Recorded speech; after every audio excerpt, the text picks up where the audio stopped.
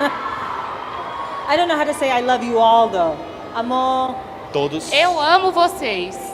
Say it again. Eu amo amo vocês. vocês. Yeah. Thank So you. can you say? Thank you. Can you say eu amo vocês? Eu amo vocês. Yeah. Did it? Lana, welcome. We are so excited to have you here because since day one of CCXP, you are one of the most artists that people quote to say, "Oh, I want to see Lana. Please bring Lana. Please bring Lana." And now you're here. I'm here. I know, it's crazy. I'm always filming in the month of December, so it was really hard to get away. So now that the show's finished, I'm free. I can come here. So thank you for having me. Yeah. Really happy to see you here. How it is to get in touch with... I'm sorry, my mic wasn't working. So it's really good to finally have you here. And how it is to have this, to get in touch with Brazilian fans. Are they passionate? Oh my God, they're so passionate. I love it. It's the Latino blood, you know? The it's like Latino that. blood. We're passionate people. So I'm amazed by the beautiful fandom here in Brazil. I've known about it forever. When I was here 5 years ago in Rio, I was so blown away. But I had no idea that the show was so big here. Yeah. 5 years ago, I learned this, and then over the years of being on social media and seeing people's comments and things that that they've written and posted, I realized, wow, this show has really touched Brazilians, and it means so much. It really does. I love seeing all these faces. It really warms my heart. So thank you. And how was the energy in there in the panel? Everyone was like, I wasn't here just screaming. So it was like, oh my God. I felt like I was Madonna or something. I was like, I have to put on a show. It's like, I have to start singing now for everybody. It was really, really uplifting. And I have to ask, did you eat any Brazilian food? I'm sorry? Did you eat any Brazilian I food? have, but I don't know the names. But I had this rice with beans. From Puerto Rico, we say arroz con gandules, but here it's like arroz con lentils, I think. And it was really good. And then we had some beef that was amazing with this yummy sauce. And but I'm Latina, so I love like rice and beans and meat is my thing. You mentioned how impressive it is to see how Once Upon a Time touched Brazilians in a special way. Why do you think that the show, and especially Regina, they're so popular around here? I don't know. You have to tell me. I mean, she's a strong woman, Regina she's a superhero in Storybrooke.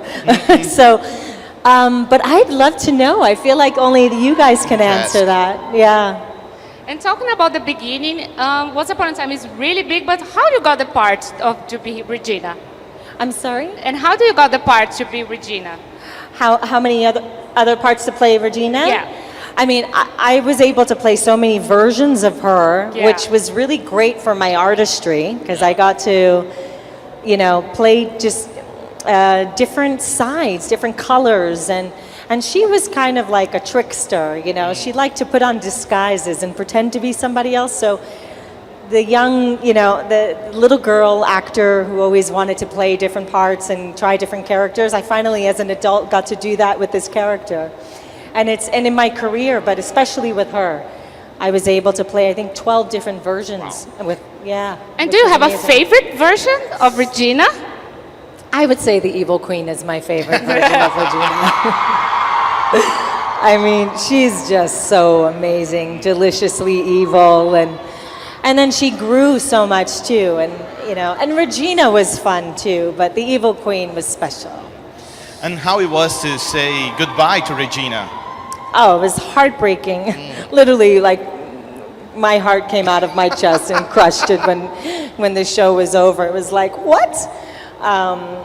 I miss her. When I was on that panel and we were watching these scenes, I started getting emotional and teary-eyed because I forgot all these amazing scenes that we filmed, and then seeing Regina with the Evil Queen, it was just like, wow, those two women, those characters were such a big part of my life. and I miss them. I do miss them, but I'm really blessed to have had the opportunity to play her in all versions of her for 7 years. It's amazing.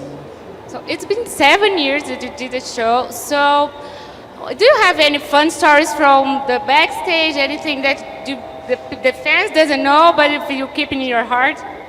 Oh gosh, there's so many. You know, they're more like the touching moments and the bonding moments. Like Rebecca Mader and myself were very good friends. She really is like my sister, and Jared Gilmore is really like my son.